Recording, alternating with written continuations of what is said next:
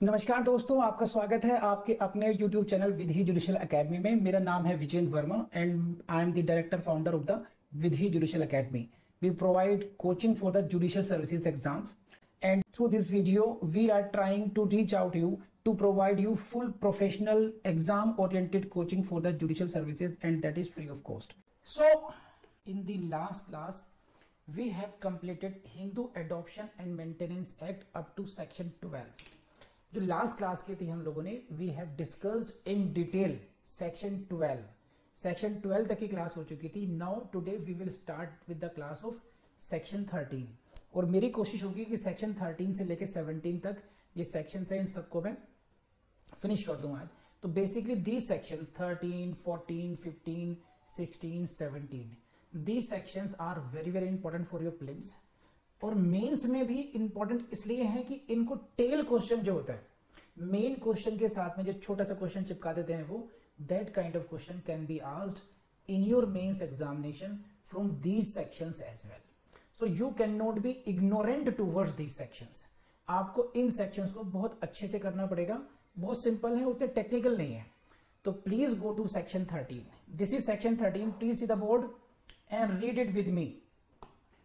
This is section 13. Please write down, heading is important for your prelims. Right of adoptive parents. Please see the heading. Section 13 is dealing with what? Right. Right of whom? Right of adoptive parents. किसके right की बात कर रहे हैं? This section is dealing with what? The right of adoptive parents. Adoptive parents का मतलब है कि parents who are taking in adoption, जो बच्चे को गोद लेने वाले माता पिता हैं, पेरेंट्स हैं, उनको हम बोलते हैं एडॉप्टिव पेरेंट्स। तो section 13 is dealing with what? The right of adoptive parents. और कौन से राइट की बात कर रहे हैं? Right to dispose of, right to dispose of their properties. उनको उनकी अपनी संपत्ति को डिस्पोज करने का मतलब है बेचना या किसी भी तरीके से डिस्पोज करने के अधिकार के संबंध में बात करता है सेक्शन 13। तो देखो, हेडिंग से ही बहुत कुछ क्लैरिटी हो जानी चाहिए। यहां से प्रीलिम्स में क्वेश्चन पूछेंगे आपसे कि which section deals with the right of adoptive parents to dispose of their properties. और क्या क्वेश्चन बन जाएगा? देखिए, एडॉप्टिव पेरेंट्स का क्वेश्चन बन जाएगा, section 13 deals with the right of the parents who are taking in adoption और the right of parents who are giving in adoption. तो don't get confused, this is the right of what? Adoptive parents. Adoptive parents की बात कर रहे हैं यहां पर, ना कि जो बच्चे को माता पिता बच्चे को गोद में दे रहे हैं उनके राइट्स की बात नहीं कर रहे हैं। जिन्होंने गोद में बच्चे को लिया है, दत्तक पुत्र जिनका हुआ है, वो who are taking in adoption, it is about the right of those parents.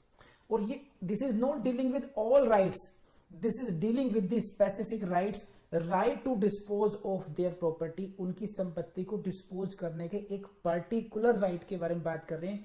It is not dealing with the all the bundle of rights, सभी अधिकारों की बात नहीं कर रहा है, केवल और केवल एक ही प्रकार के राइट की बात कर रहा है, और वो है right to dispose of the property.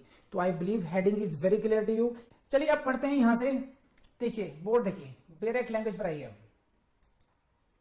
Subject to, this line is very important, subject to any agreement to the contrary, पढ़ लीजिए, समझाऊंगा बाद में। An adoption does not deprive the adoptive father और mother of the power to dispose of his or her property by transfer, inter vivos or by will. अब समझिए इस बात को क्या है कि अगर किसी पेरेंट ने, फादर और मदर ने या दोनों ने कोई एडॉप्शन कर लिया है, an adoption, that adoption does not deprive them, वह एडॉप्शन उनको वंचित नहीं करता है। किनको वंचित नहीं करता है? एडॉप्टिव फादर और मदर। एडॉप्टिव फादर या एडॉप्टिव मदर को ऐसा एडॉप्शन वंचित नहीं करता है। किससे वंचित नहीं करता है? उनके अधिकार से, उनकी पावर से, उनकी शक्ति से, ऑफ द पावर, कौन सी power, to dispose of his or her property, उनकी संपत्ति को डिस्पोज करने की शक्ति।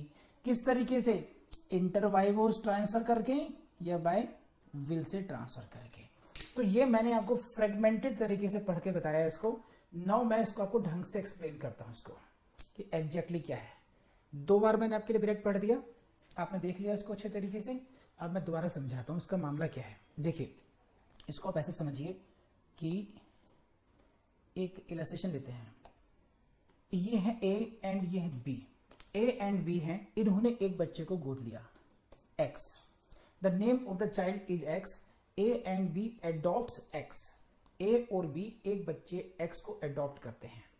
तो ये कह रहे हैं कि इसकी इनकी जो प्रॉपर्टी है, ए एंड बी की जो प्रॉपर्टी है, just because they have taken this child in adoption, तो दैट एडॉप्शन विल, नाउ इनकी कोई प्रॉपर्टी है पी नाम की प्रॉपर्टी है, and A and B wants to dispose that property.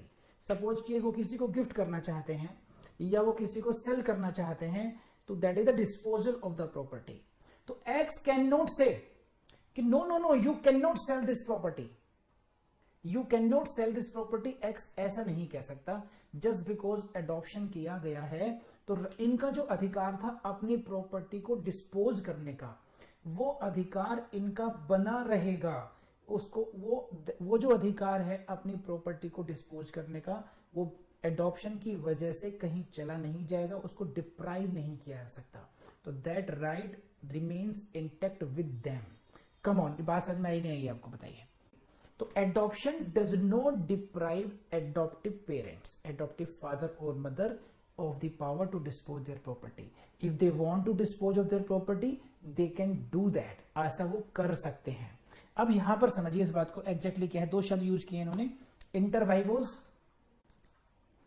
इंटरवाइवोस का मतलब होता है कि ये जो ट्रांसफर है वो किसी को, जीवित व्यक्ति को दे रहे हैं, यानी कि ट्रांसफर ऑफ प्रॉपर्टी एक्ट से डिराइव हो रहा होगा।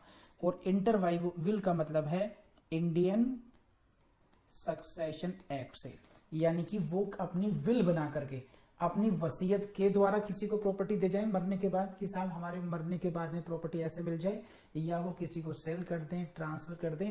It is eight there sweet will, ये उनकी इच्छा पर निर्भर करता है।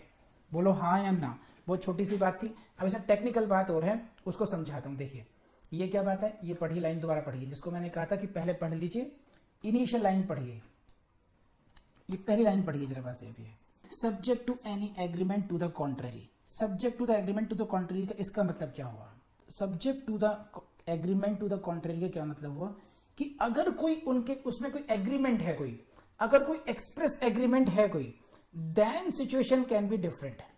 अगर कोई एक्सप्रेस एग्रीमेंट है, मान लीजिए ऐसा कोई एग्रीमेंट है कि उस एग्रीमेंट में पहले से बात कह दी गई है ड्यूरिंग द एडॉप्शन की, देखो आप हम बच्चे को दे तो रहे हैं, लेकिन you will not dispose of your property. कहीं ऐसा ना हो जाए आपने बच्चा तो गोद ले लिया, बच्चा वहां चला भी गया आपके पास, और फिर जो है आप अपनी प्रॉपर्टी को डिस्पोज कर दें। It means if there is an agreement, contrary to agreement है ये, there is subject to an agreement to the contrary. क्या हुआ कि अगर कोई ऐसा कॉन्ट्रैक्ट है जिसमें यह कहा गया है कि no you can not dispose of your property, तो ये जो इनका एब्सोल्यूट राइट है फादर और मदर का, that can be curtailed.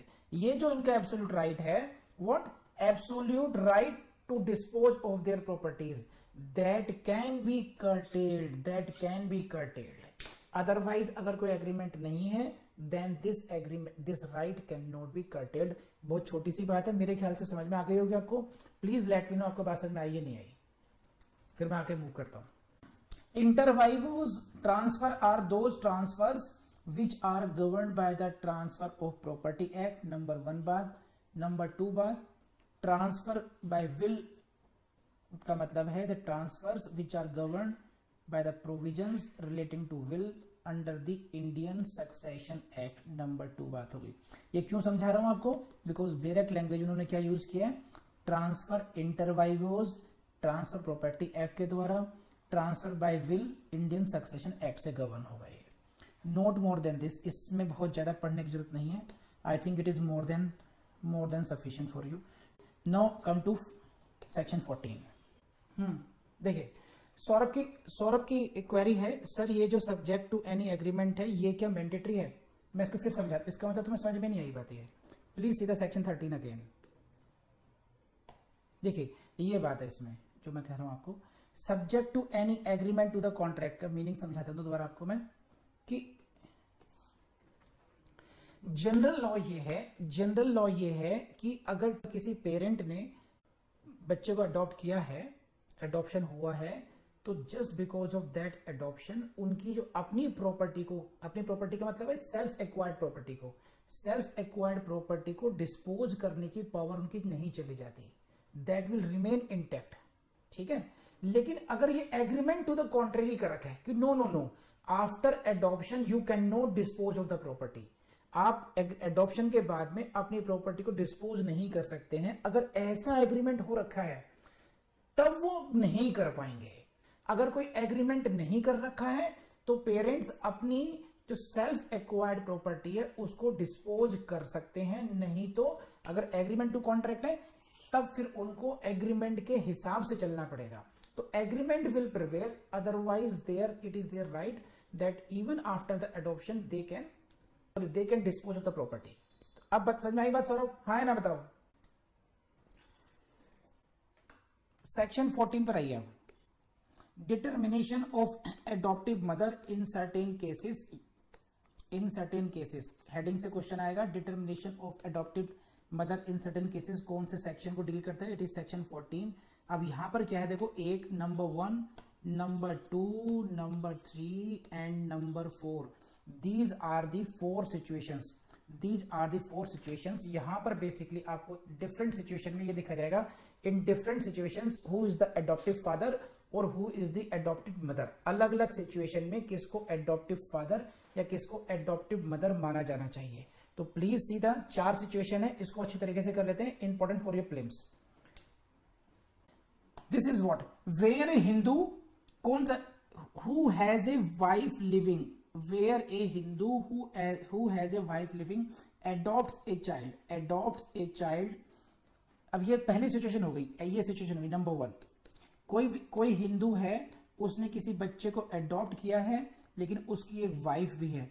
Then she shall be deemed to be the adoptive mother. कि अगर कोई हस्बैंड वाइफ है और हस्बैंड अगर अडॉप्ट कर रहा है ना, वाइफ जिंदा है, वाइफ जीवित है, इन दैट केस जो मदर है, क्या उसकी वो स्टेप मदर कहलाएगी या क्या कहलाएगी? That shall be called adoptive mother. Means husband wife हुए, किसने अडॉप्शन किया? हस्बैंड ने किया है, लेकिन वाइफ भी अभी जीवित है. Then this wife shall be called adoptive mother. Please let me know. तो इतना सा क्वेश्चन आएगा कि ये क्या कहलाएगी? ये एडॉप्टिव मदर कहलाएगी. कि जब जीवित रहते हुए पत्नी के जीवित रहते हुए पति यदि किसी बच्चे को गोद लेता है तो जो उसकी वाइफ है उसको एडॉप्टिव मदर कहा जाएगा. बस सिंपल सी बात है, नॉट ए बिग डील, कहीं कुछ प्रॉब्लम वाली बात है नहीं. Where the adoption has been made with the consent of more than one wife. Please highlight कीजिए, यहां पर कंसेंट कितने के लिए जा रही है? Consent of more than one wife, very important. Then senior most in marriage among them shall be deemed to be the adoptive mother and others shall be considered to be the step mothers in this case. ये बहुत important है भैया, यहां से कई बार question prelims में आता है कि ये कब क्वेश्चन है कि अगर एक व्यक्ति की मोर देन वन वाइफ है, कैसी वाइफ है? मोर देन वन वाइफ है, husband, wife 1, wife 2, wife 3. Now if he adopts with the consent of all, सभी की कंसेंट से, जैसे कि मैंडेटरी है कि अगर ज्यादा पत्नियां होंगी, एक से ज्यादा पत्नियां होंगी, तो he will have to take the consent of all the wives. ठीक, तो there is a valid adoption. Then जो सीनियर मोस्ट होगी, सीनियर मोस्ट कैसे? उम्र में नहीं, प्लीज सी द लैंग्वेज, इसको मत भूलना इस लाइन को. ये senior most in marriage, senior most in marriage among them, यानी कि जो शादी के पॉइंट ऑफ सीनियर हो, यानी कि जिसकी शादी सबसे पहले हुई हो, सबसे पहले शादी इससे हुई थी, फिर सेकंड नंबर से हुई, फिर थर्ड से हुई, तो she shall be considered to be the senior most. भले इसकी एज कम हो या ज्यादा, उससे फर्क नहीं पड़ता है। तो अकॉर्डिंग टू सेक्शन 14 ये जो है, she will be called adoptive mother and these other wife shall be called step mothers. ये कहलाएंगी सौतेली माएं और ये कहलाएगा एडॉप्टिव मदर। और यहीं से क्वेश्चन आता है कि इस केस में कौन किसको एडॉप्टिव मदर बोलेंगे और किसको हम बोलेंगे स्टेप मदर बोलेंगे, किसको सौतेली माँ बोलेंगे, किसको सगी माँ बोलेंगे, एडॉप्टिव मदर बोलेंगे। तो अगर मल्टीपल वाइफ्स हैं तो सीनियर मोस्ट कहलाएगी एडॉप्टिव मदर और जो बाकी की अदर वाइफ्स हैं वो कहलाएंगी स्टेप मदर्स। कम ऑन, हाँ या ना बताइए जल्दी से, समझ में आया? नाउ फिर यहां पर आइए, देखिए अभी third condition, where a widower means जिसकी वाइफ की डेथ हो चुकी हो, और ए बैचलर या अविवाहित व्यक्ति एडॉप्ट्स ए चाइल्ड। समझ गए आप? ये बिफोर मैरिज और after the death, then any wife whom he subsequently marriage. अब इसकी बात कर रहे हैं जिससे बाद में विवाह करता है, उसके बारे में क्या होगा? Shall be deemed to be the step mother of the adopted child. Come on. तो यहां पर कौन से केस की बात कर रहे हैं कि एक व्यक्ति है ऐसे मान लीजिए ए और एक व्यक्ति है बी, ए की अभी शादी नहीं हुई है, he will be called bachelor, और बी की शादी हो गई लेकिन बी की वाइफ की डेथ हो गई, he will be called widower. लेकिन ये भी मैरिज करता है, दोबारा आगे मैरिज शादी करता है।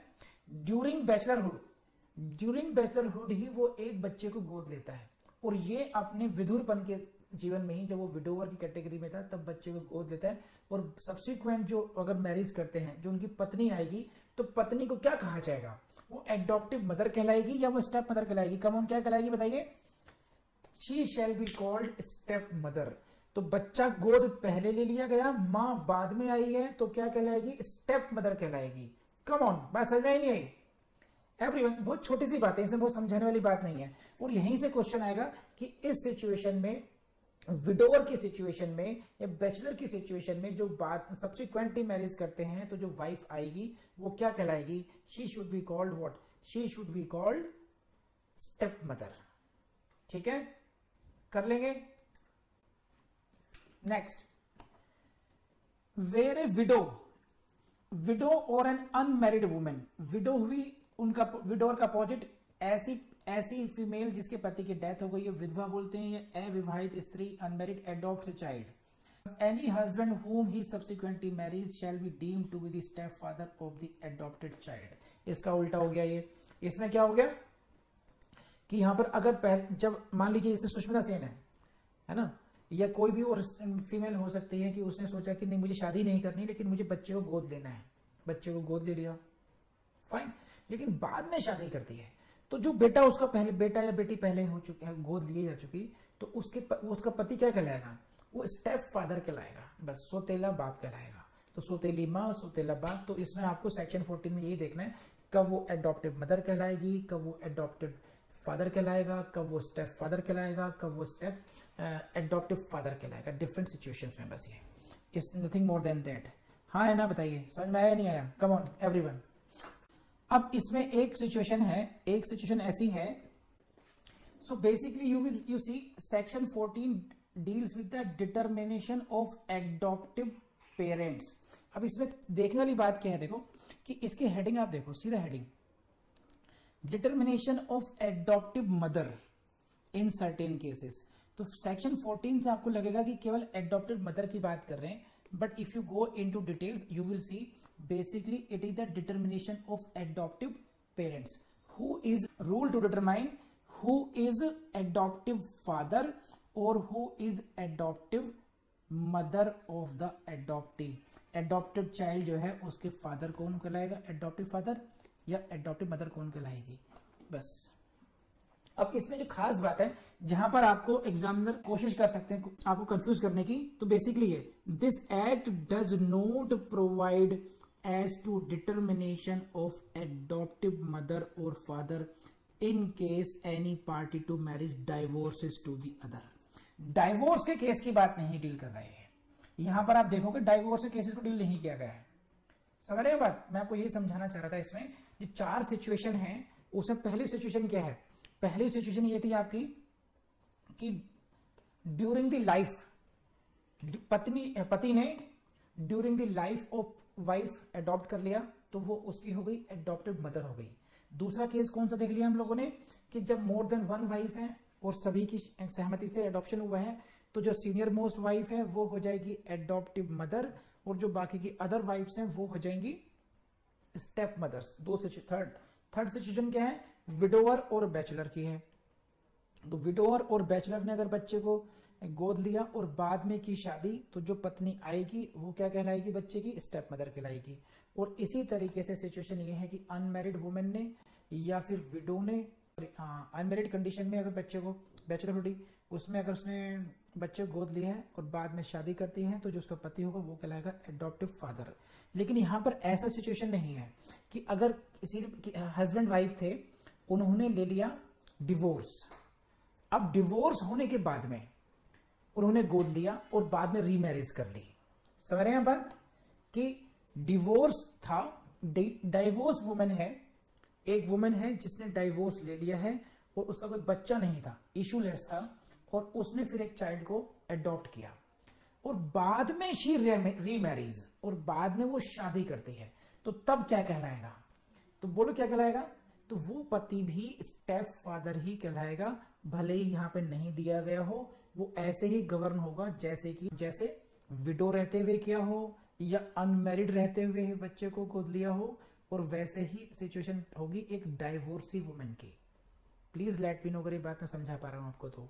तो भले ही आप अनमैरिड थे या आप विडो थे या आप डाइवोर्सी थे, डाइवोर्सी का केस भले ही इस सेक्शन 14 में डील नहीं किया गया हो, तब भी उसको उस पर वही रूल प्रिवेल करेंगे जो विडो पर करते हैं या जो अनमैरिड पे करते हैं।